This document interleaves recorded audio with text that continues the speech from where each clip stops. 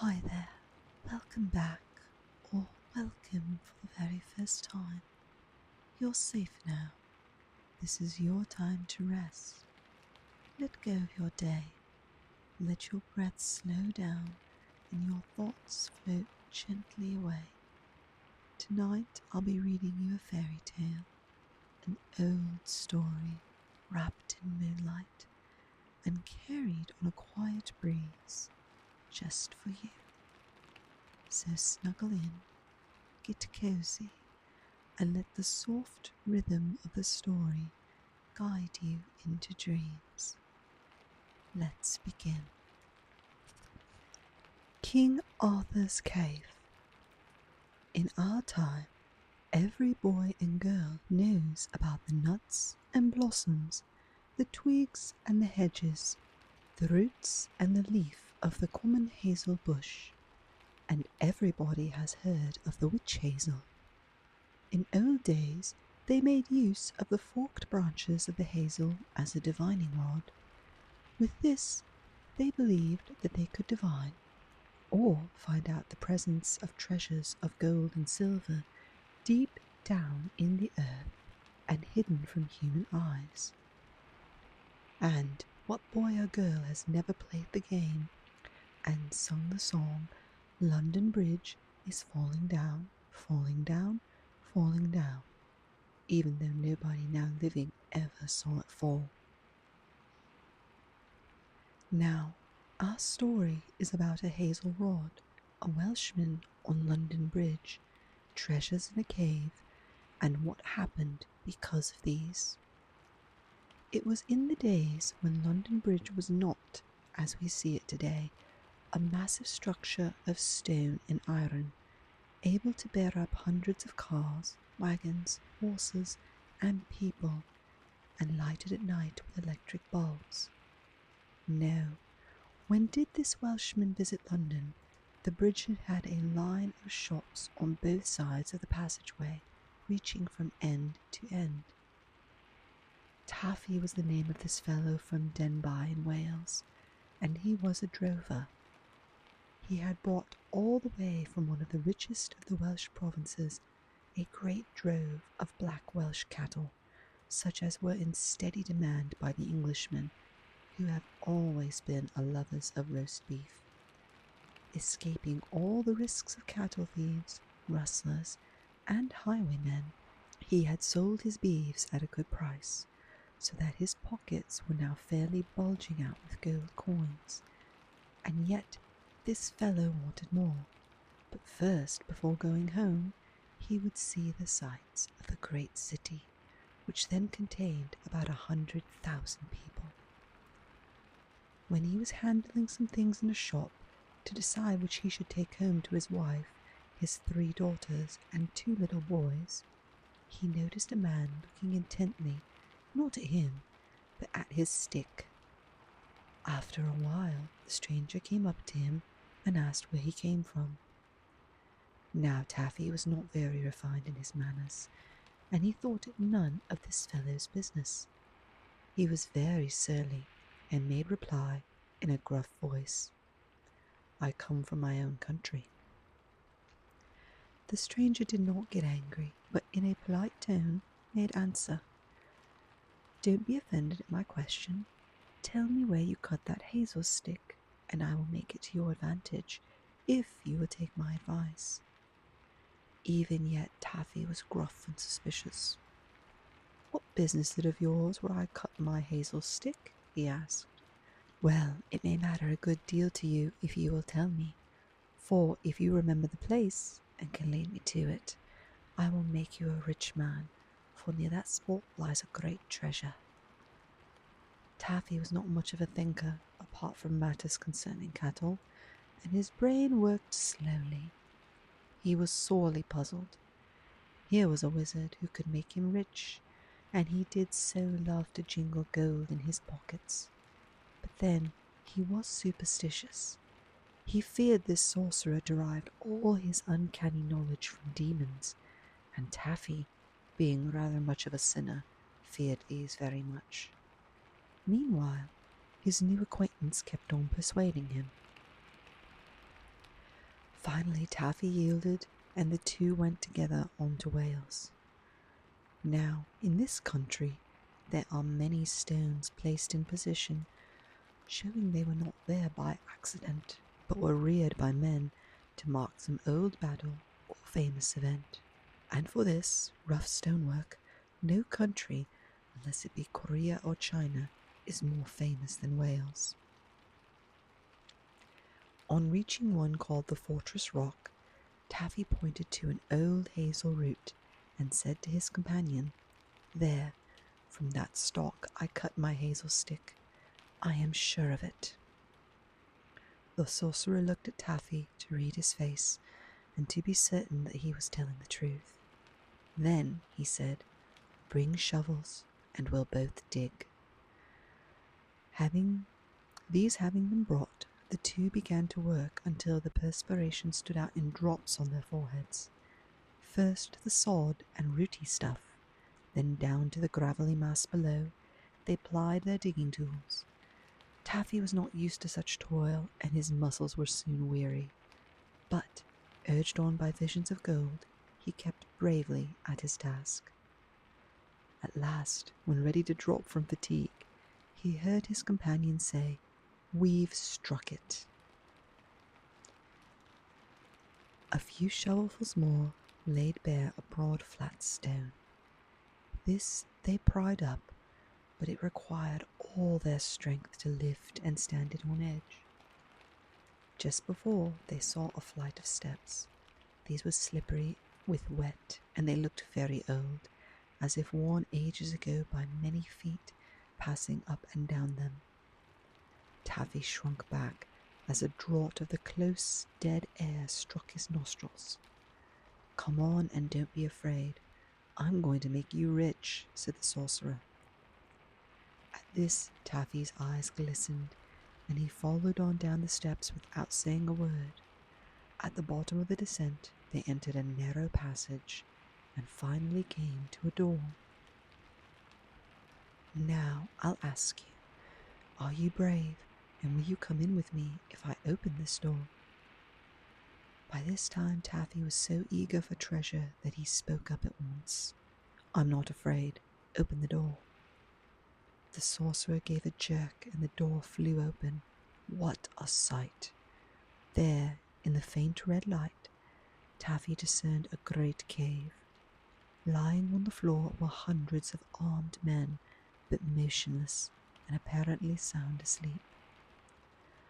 Little spangles of light were reflected from swords and spears, round shields and burnished helmets. All of these seemed very ancient pattern, but immediately in front of them was a bell. Taffy felt some curiosity to tap it. Would the sleeping host of men then rise up? Just then, the sorcerer, speaking with a menacing gesture, said in a harsh tone, "Do not touch that bell, or it's all up with both of us." Moving carefully so as not to trip or stumble over the sleeping soldiers, they went on, and Taffy, stopping and looking up, beheld before him a great round table. Many warriors were sitting at it. Their splendid gold inlaid armor, glittering helmets, and noble faces showed that they were no common men. Yet Taffy could see only a few of the faces, for all had their heads, more or less, bent down as if in sound sleep, though sword and spear were near at hand, ready to be grasped in a moment. Outshining all was a golden throne at the farther end of the table, and on it sat a king. He was of imposing stature and august presence. Upon his head was a crown, on which were inlaid or set precious stones. Those shone by their own light, sending out rays so brilliant they dazzled Taffy, who had never seen anything like them. The king held in his own right hand a mighty sword. It had a history, and the name of it was Excalibur. In Arthur's hand it was almost part of his own soul. Its hilt and handle were of finely chased gold, richly studded with gems. Yet his head too was bent in deep sleep, as if only thunder could wake him. "Are they all, everyone, asleep?" asked Taffy. "Each and all," was the answer. "When did they fall asleep?" asked the drover. "Over 1,000 years ago," answered the sorcerer. "Tell me who they are, and why here," said Taffy. "They are King Arthur's trusty warriors. They are waiting for the hour to come when they shall rise up and destroy the enemies of the Cymry, and once again possess the whole island of Britain, as in the early ages, before the Saxons came." "And who are those sitting around the table?" asked Taffy. The sorcerer seemed tired of answering questions, but he replied, giving the name of each knight and also that of his father, as if he were a Welshman himself. But at this Taffy grew impatient, feeling as if a book of genealogy had been hurled at him. Most impolitely he interrupted his companion and cried out, "And who is that on the throne?" The sorcerer looked as if he was vexed and felt insulted, but he answered, "It's King Arthur himself, with Excalibur, his most famous sword, in his hand." This was snapped out, as if the sorcerer was disgusted at the interruption of his genealogy, and he shut his mouth tight, and would answer no more questions for such an impolite fellow. Seizing Taffy by the hand, he led him to what was the storehouse of the cave. There lay heaps upon heaps of yellow gold. Both men stuffed their pockets, belt bags, and inside of their clothes with all they could load in. "Now we had better get out, for it is time to go," said the sorcerer, and he led the way towards the cave door. But as Taffy passed back and along the hall where the host of warriors were sleeping, his curiosity got the better of him. He said to himself, "I must see this host awake. I'll touch that bell and find out whether the sorcerer spoke the truth." So when he came to it, he struck the bell. In the twinkling of an eye, thousands of warriors sprang up, seized their armor, girded their swords, or seized their spears. All seemed eagerly awaiting the command to rush against the foe. The ground quaked with their tramping and shook with their tread, until Taffy thought the cave roof would fall in and bury them all. The air resounded with the rattle of arms, as the men, when in ranks, marked time, ready for motion forward and out of the cave. But from the midst of the host, a deep-sounding voice, as earnest as if in hot temper, but as deliberate as if in caution against false alarms, spoke. He inquired, "Who rang that bell? Has the day come?" The sorcerer, thoroughly frightened and trembling, answered, "No, the day has not come. Sleep on."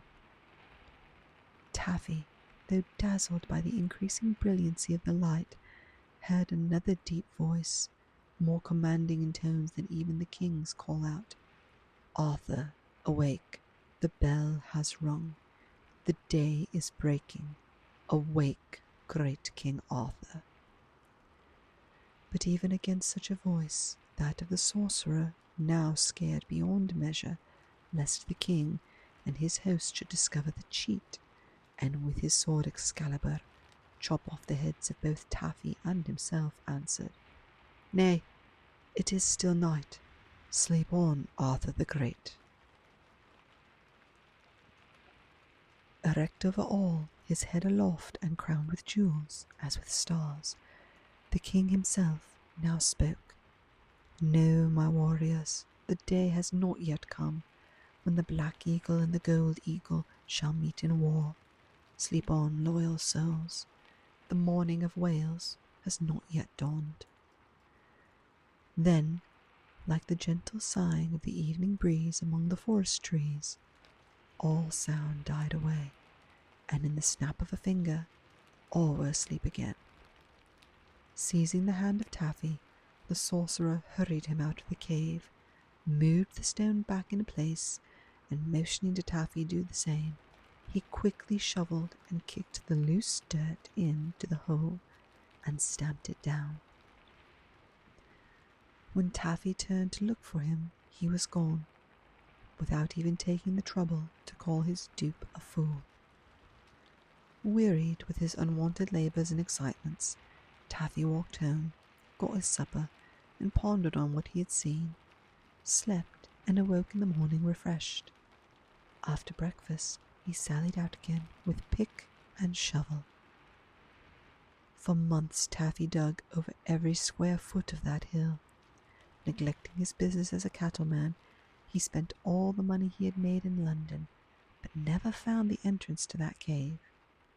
His life ended a poor man, and all his children had to work hard to get their bread. The end. The story has ended, but your dreams are just beginning. Let them carry you gently through stars and silence and soft wonder. Thank you for letting me read to you. I'll be here again whenever you need a quiet voice and a gentle tale. Sleep well, sleep deep, and good night, dear dreamer. Breuddwydion melys, dear dreamer, sweet dreams.